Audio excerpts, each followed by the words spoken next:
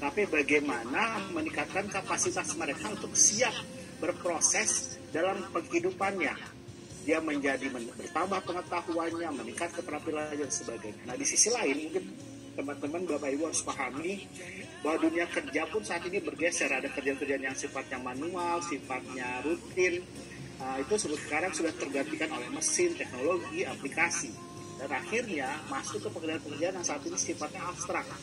Nah, tolong kita pahami, ketika kita menyediakan sumber belajar, kita menyediakan akses bacaan, kita mengembangkan konten-konten yang bisa memberdayakan, itu adalah sesuatu yang memang dibutuhkan dalam konteks dunia kerja saat ini.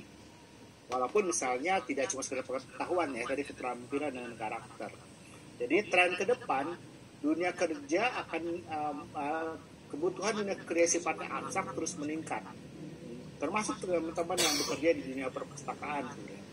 Nah, itu juga terjadi perubahan yang sangat dahsyat di dunia kerja, ketika sekian banyak pekerjaan hilang dan banyak macam jenis pekerjaan baru yang muncul.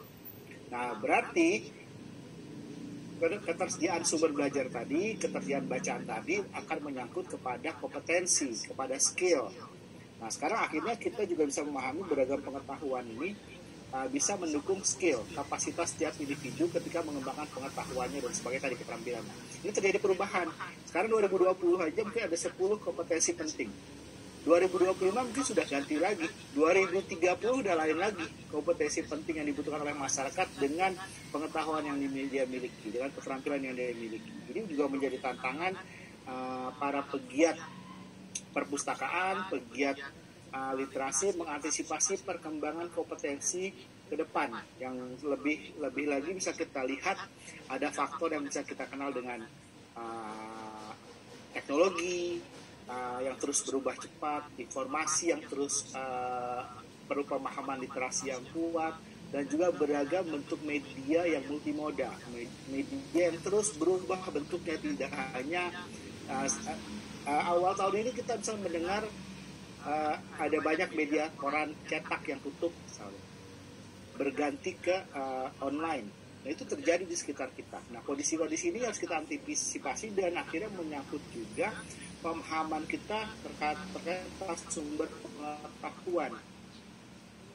Nah, di sini akhirnya perlu yang kita kenal adalah misalnya semacam kemahiran untuk belajar, terkait dengan kompetensi penting yang 4, mungkin 4C. Teman-teman Bapak Ibu pernah dengar dalam 4C. Critical thinking, creativity, communication, collaboration.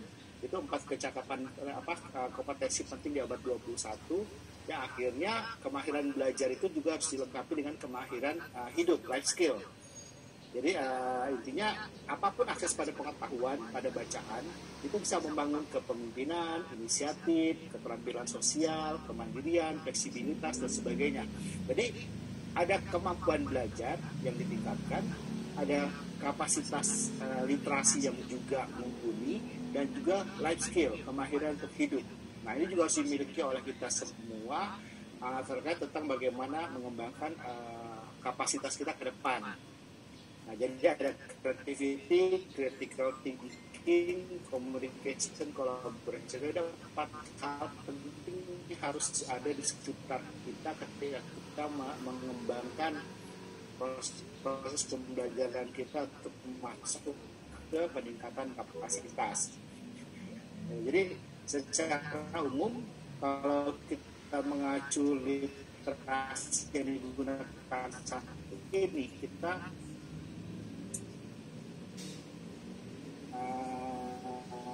mengacu pada World Economic Forum 2015. Ada 6 literasi yang menjadi dasar rukunnya. Jadi ada literasi baca tulis, literasi numerasi, literasi sains, literasi finansial, literasi digital, dan literasi budaya dan keluarga. 6 literasi ini harus diantisipasi untuk bagaimana kita bisa berdaya yang jadi tidak semua kecakapan literasi ini harus dikuasai, tapi tergantung kepada kebutuhan setiap orang pasti berbeda-beda. Ujungnya ya sederhana, literasi mengajak kita berdaya dengan harapan pertama kita bisa mengambil keputusan secara cepat. Karena kan kita kadang karena pengetahuan kita tidak lengkap tentang sesuatu hal, kita tidak berani atau tidak bijak mengambil keputusan. Kedua, setelah pengetahuan kita lengkap, maka kita sangat mudah berpartisipasi di lingkungan sosial, mudah berinteraksi dengan cepat dan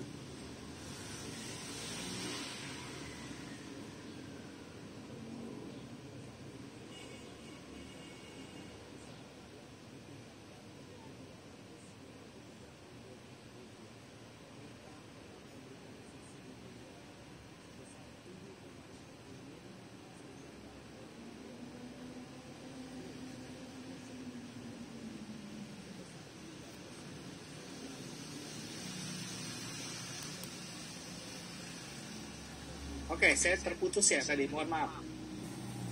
Ya betul. Saya tadi mikirnya saya yang terputus. Lanjut aja, Bang Win. Sampai mana? Sampai mana tadi? Saya kebut lagi. Coba lanjut dulu, bukan. Saya pikir saya yang putus. Tadi saya nggak usah nyinggung bonus demografi ya. Saya ini. Bonus.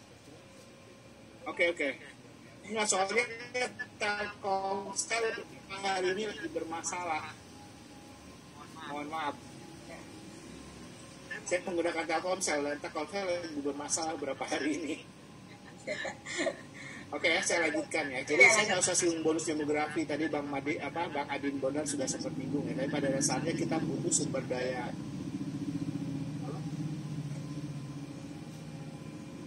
Aduh. Halo, putus lagi ya?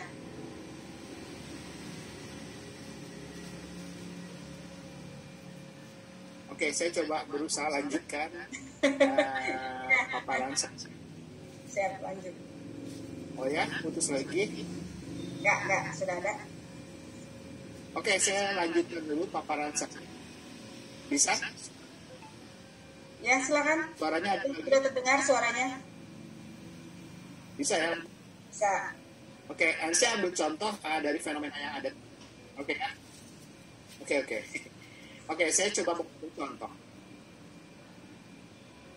Oke, saya mengambil contoh dalam terkait tentang bagaimana implementasi literasi dalam konteks contoh bagaimana kita mengembangkan memberdayakan terkait tentang yang namanya perpustakaan atau yang namanya taman bacaan masyarakat. Nah, saya mungkin mau menyinggung ini. Ada satu konteks dan saya nyebut saya akan tayangkan gambar saya. Ya, halo. Oke, saya ada ya suaranya? Ada suaranya ada. Gambarnya? Gambarnya belum ada, masih yang tadi nih gambarnya. Oh ya? Ya.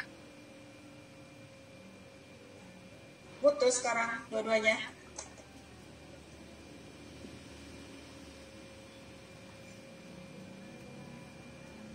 Oke. Sekarang ada? Ada. Oke, saya mau ambil contoh ini sebuah model bagaimana implementasi berbagi pengetahuan yang ada di masyarakat dengan memanfaatkan akses pada sumber belajar, saya sebut semuanya perpustakaan atau mungkin pusat sumber informasi yang ada di masyarakat. Oke,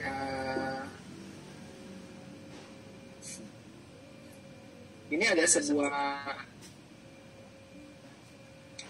ada sebuah gudang yang menyimpan sekian banyak buku, sekian banyak lukisan. Jadi ada lukisan, mungkin lihat aja gambar ya, mungkin saya nggak usah menjelaskan secara. Jadi ada proses bagaimana beragam kekayaan ini, beragam sumber ini bisa diakses oleh publik. Nah, ini tersimpan di sebuah gudang. Nah, ini dikembangkan oleh sebuah lembaga di sini dan dibuat dikenalkan ke publik, ya. Agak terputus tadi, silakan lanjut. Halo Bang Win. Jadi ada nih suaranya. Suaranya ada, Bang terputus. Sekarang udah ada. Oke, saya lanjutkan. Sini lagi nggak bagus juga. Oke, coba deh. Ya mungkin di sekitaran daerah kita sama kali ya, Bu Mbak Osi di daerah Bogor. Ya, sinyal lagi. Oke, sekarang gambar saya ditayangin Oke, lagi. silakan, sudah ada. Ya, saya mencontoh ini sebuah praktek bagaimana proses belajar di masyarakat sedang dilakukan. Jadi tadi ada sebuah sekian banyak akses pengetahuan dalam bentuk lukisan yang tersimpan, dikenalkan ke publik, dalam bentuk memamerkannya di ruang publik. Ini contoh mungkin bisa dilihat, jadi ada lukisan-lukisan yang ada bagian dari proses kebudayaan di sebuah masyarakat di kota ini, dikembangkan menjadi sebuah konsep untuk bagaimana tercipta belajar bersama. Ini mungkin tempat ini di mana? Ini adalah sebuah tempat, mungkin silakan lihat. Ini adalah sungai sebenarnya. Jadi ketika musim dingin menjadi es, salju, dan akhirnya bisa ada pameran. Tapi kalau udah musim panas jadi sungai lagi. Jadi sebuah model-model pemberdayaan dari masyarakat yang bisa dikembangkan setiap daerah sebenarnya. Nah, ini contoh dan akses dari informasi ini, kalau ada QR code atau ada barcode itu bisa diakses dalam bentuk ada proses, ini pintu untuk orang bisa mengakses belajar lebih jauh contohnya. Ini dengan keberadaan sosial media, laman, portal, dan sebagainya. Ini contoh aja. Jadi orang bisa mengakses dalam bentuk ranah digital misalnya. Nah, ini contoh bagaimana sebuah pengetahuan dikembangkan. Jadi menurut saya tidak, kalau mau memberdayakan sesuatu nggak perlu mengajak orang datang ke buku, tapi bisa kolaborasikan beragam sumber belajar. Dan proses ini bisa dikembangkan oleh perpustakaan dan juga oleh taman bacaan masyarakat memanfaatkan beragam Nah, ini contoh-contoh yang kalian bisa dilihat. Nah, jadi yang saya tegaskan bahwa bacaan sebagai sebuah sumber ilmu itu akan bermanfaat kalau diakses. Jadi kita punya sekian banyak buku cetak, punya sekian banyak materi digital, sekian banyak misalnya bentuk audio visual, dan itu bisa jadi sebagai sumber belajar yang bisa dimanfaatkan. Jadi bukan sekedar banyak-banyakan jumlah koleksi, banyak-banyakan melanggan jurnal, tapi kalau bisa tidak pernah diakses jurnalnya, akhirnya cuma menghabiskan uang aja. Suara saya masih ada? Masih? Oke. Gambarnya masih ada? Masih. Oke, saya percepat aja biar kedua yang lain.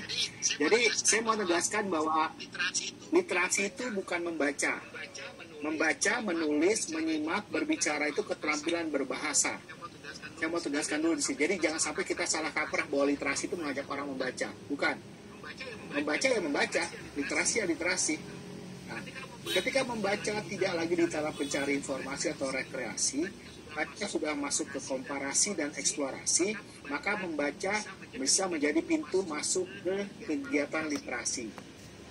Itu dulu. Jadi membaca itu pintu masuk ke literasi, bukan literasinya itu sendiri. Nah, dari semua sumber yang tadi saya sampaikan, jadi kita nggak bicara lagi tentang usaha minat baca, kebiasaan membaca, kemampuan membaca, budaya baca, tapi yang sekarang kita bangun adalah bagaimana daya baca, daya literat. Jadi mungkin saya tegaskan sini, kita memberdayakan bacaan untuk membangun kapasitas membaca yang sebanyak-banyaknya. Karena bicara tentang membaca, bicara tentang pengetahuan, itu udah ada di mana-mana, di semua, di handphone kita juga udah ada bacaan yang kita butuhkan. Tapi yang perlu dilatih adalah bagaimana kemampuan kita mengelola pengetahuannya, memahaminya, mengaksesnya, menggunakan pengetahuan informasi yang kita pilih secara cerdas. Nah, itulah literasi.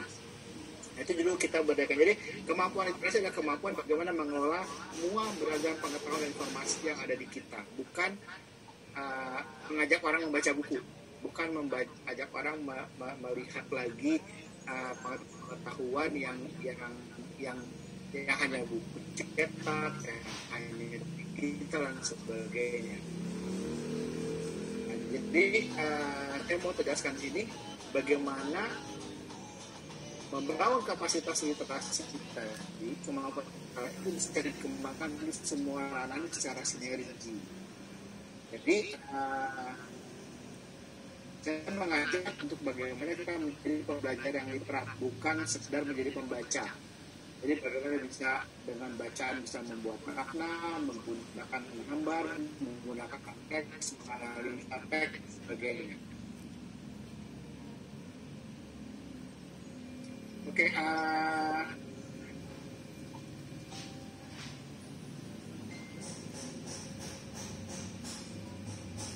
baru saya feedback ini. Oke, saya lanjutkan lagi strategi membangun gerakan budaya berbudaya literasi ini. Lingkungan visual akan menarik. Jadi saya pikir kita perlu membangun 3 lingkungan ini ketika kita membangun